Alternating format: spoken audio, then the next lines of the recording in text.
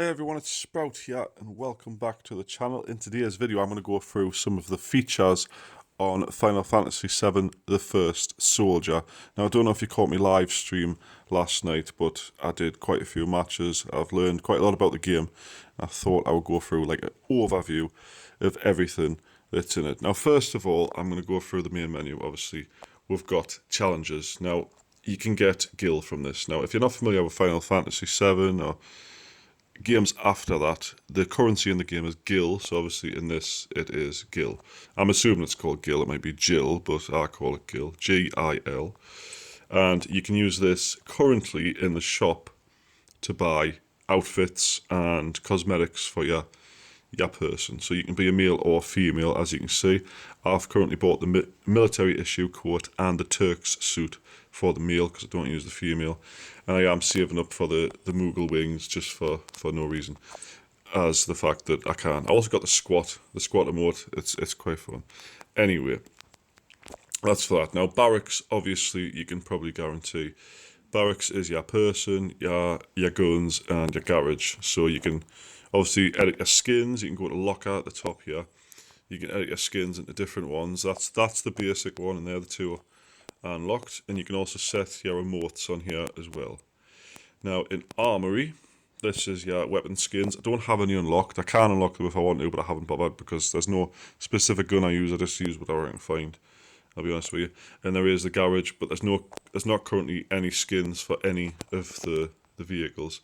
You've got this one, which is like the utility vehicle, 4 slots, and the bike that's spawned on the map. And the helicopter is the thing you're flying when you spawn into the game, which you will see later in this video. Now, if I go out here, profile. Now, it says trainee level 1 on both solo and team is because ranked mode is not in this closed beta. We've just got regular matching.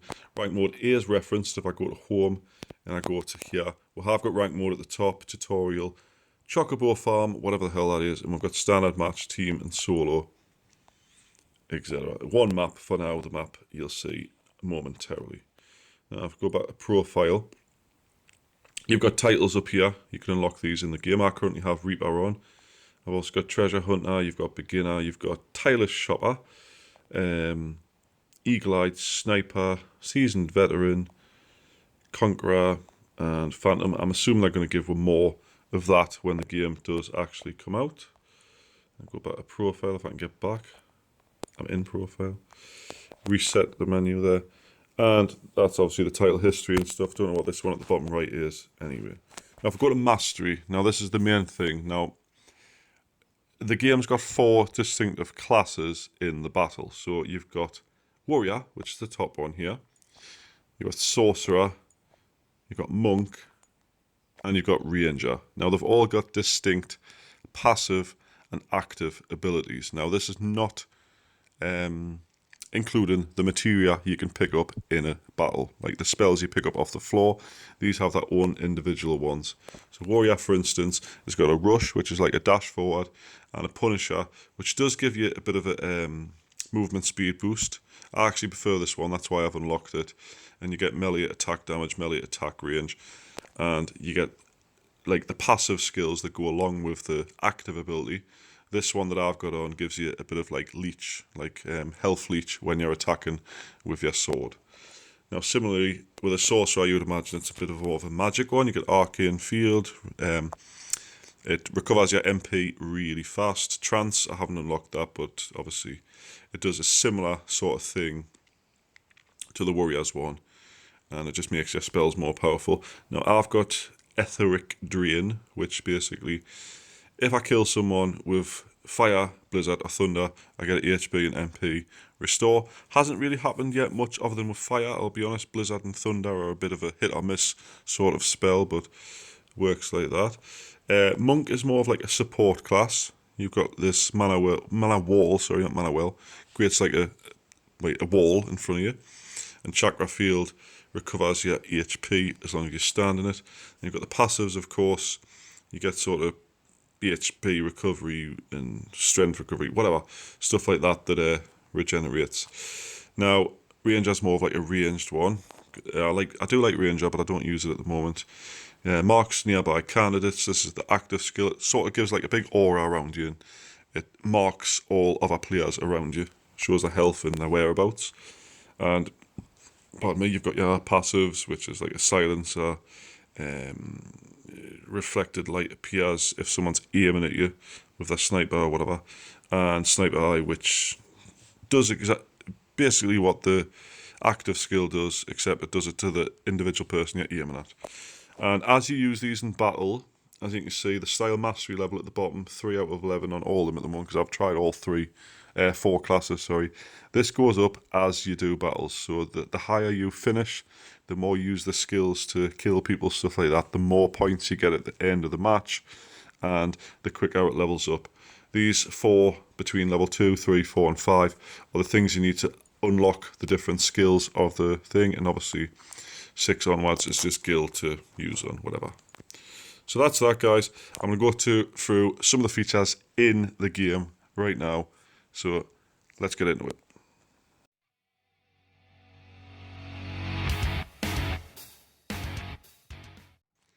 Right, guys, let's get straight into it. Throughout the map, you get these little posts. They let you summon a Chocobo, and they're really quite fun to like flit around on, except it just kills me frames every time I make a jump. Currently with the ping, as you can see in the top there, it's about 128. Goes up to around about 200 at times, and it does absolutely annihilate us to actually get on one of these, but it is quite fun that you can get on one. You can even melee attack with them. Not that I've actually managed to do it yet, because every time I try, like I say, my frames drop massively, and I actually completely miss absolutely everybody I'm aiming at, but it is there, it's a feature, and I quite like it. Right, guys, aside from the Chocobo, we have grav bikes, or whatever they're called, and also cars you can get in. They're really hard to control at times, and if they flip over, they hire you off, and you can't flip them back over, but they're quite fast to get around the map. Obviously with the ping, I do crash quite a lot, and this one gets a cool like attack you can do, which I tried to do to someone, but it just didn't work whatsoever. Or it might have worked, I'm not really sure, and I might have missed something like that. But it's that interesting to just hide them on the map, gets you around the map a lot faster, and they're a nice addition, I think. Okay, so when the game starts, you get a map like this. You can see everything on the map, and it'll give you sort of like an arrow pointing to where the helicopters are going to spawn for you. It's random for everyone, I think. Sometimes there's 75 people on the map, and there's not 75 helicopters where you spawn, you know what I mean? And you get to pick your, excuse me, class before you jump in. And then, of course, it'll do this sort of like helicopter thing. Helicopters come into battle. And you can actually control the helicopter for so long, 40 seconds. And you can fly around the map and decide exactly where you want to jump out. So it's a bit different from the usual sort of battle bus or airplane where it goes like a certain direction and you have to jump out at a certain point and you get loads of people land in the same place. You can actually decide whereabouts on the map you want to jump down and start from. And there's no parachute or anything, you literally land where you're aiming, so you can be very precise to land on a doorway or land on a chest or land on a weapon. And it's interesting in that it's different from everything else that you're probably used to. I think it's more like Apex Legends in this way. Right, so guys, you can see in the centre of the screen there, next to me, weapons at the bottom. You've got like a little, like sort of snowflake thing, a little sparkly thing, and a tornado, and then the little eye on the right-hand side. So basically, you can find up to 3 materia in a battle, which upgrade as you find the same materia. Now, if you're familiar with Final Fantasy VII, obviously, materia are the little orbs you put inside the weapons that give you skills, active skills. These are the same scenario. You get like blizzards, fireballs, a heal, tornadoes, high people in the air, stuff like that. And they're really useful on certain combinations and how you use them, when you use them, etc. There's also a couple of like really epic ones I've seen people summon big brutes and meteor showers. I haven't actually come across them myself yet, but there must be somewhere. There must be in airdrops or something. Of course, there is airdrops. You're about to see me open one in this short clip. I think actually the person who I think someone's already opened it when I got to it, but anyway. Obviously, you can upgrade them. They're very useful to change the course of the battle. Rather than just shooting each other, you can then throw a fireball at someone. You can heal yourself mid-battle instead of using a potion, etc.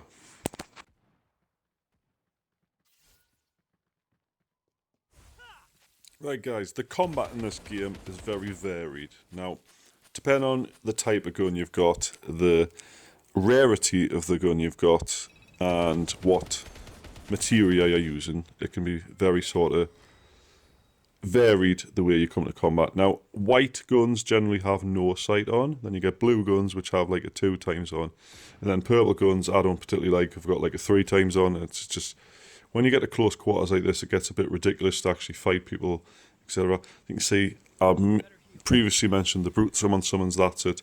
That pardon me was just trying to kill us there, the big purple guy. I just ended up running away because I couldn't really do much against it. But the amount of, you've got 4 different weapon types. Essentially, you've got assault rifles. 5. You've got assault rifles, submachine guns, shotguns, pistols, and sniper rifles. And then from airdrops, you also get some like legendary quality ones. So far, I've had a SMG, an AR, and a sniper rifle. There could be shotguns or pistols. I'm not really sure. But lots of little toys for you to play with. There isn't any grenades as such, but if you do have the fire materia, you throw like a fireball which explodes, which is pretty much a grenade in its own. So guys, throughout the map there is trash mobs you can kill. You can chop them with your sword if you want, anything, and they grant you experience which levels up your character. They also drop gil, sometimes ammo, sometimes potions, etc. They vary in lethality. You've got these ones that I've just killed there that were very weak, don't take much effort. You get bigger ones that are sort of like winged creatures and fireballs, bomb people or something like that. They throw fireballs at you. They take a bit longer to kill, but the gil reward and the potential item drop is a bit higher. Now you also get boss monsters.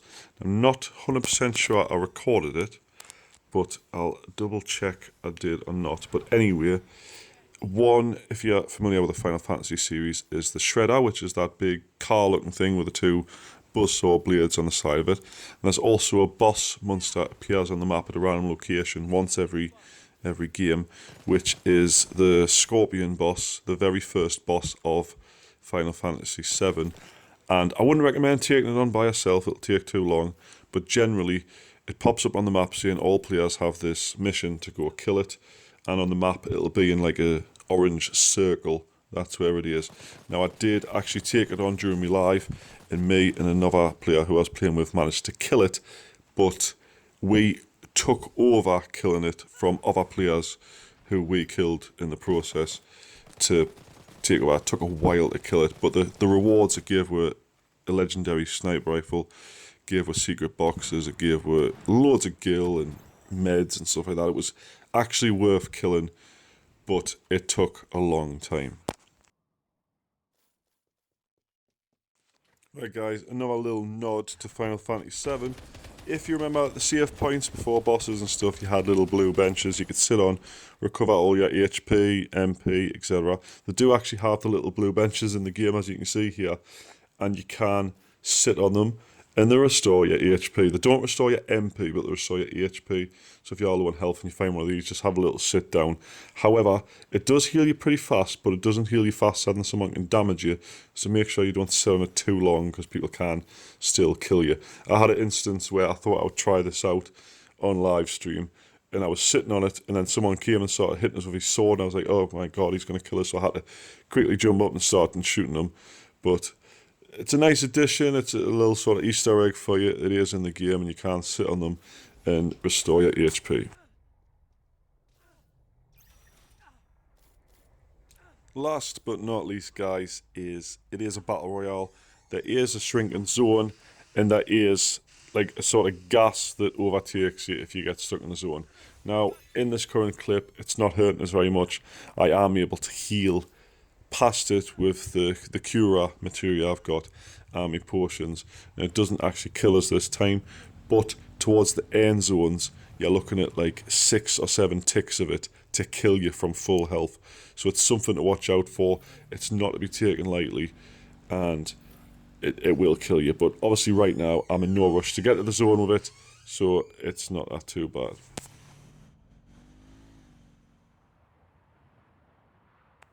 So guys, in conclusion, the game has got loads and loads of features. It's got loads of things that are new for Battle Royale games, and I'm very excited to see where they take the game, how they improve it, how they implement more things in the future, and I'm very excited to see what happens. Now, as you can see in this little clip, I actually landed next to a boss monster. I'll leave the video running for the rest of the clip of me trying to kill this bloody insanely hard thing, especially when I just spawned down here. I did try and glitch it and try and kill it from a stupid angle and blah blah, and I did manage to kill it before it killed me. But thanks for watching, guys. I hope you leave a like on this video. I hope you do subscribe to the channel. I will be playing this quite a bit for the remainder of the closed beta test, and hopefully when it is released in a full version soon. I don't know when. I haven't got a clue. I'm sure they'll tell me at the end of the test. Anyways, thanks for watching, and I will see you in the next one. Bye-bye.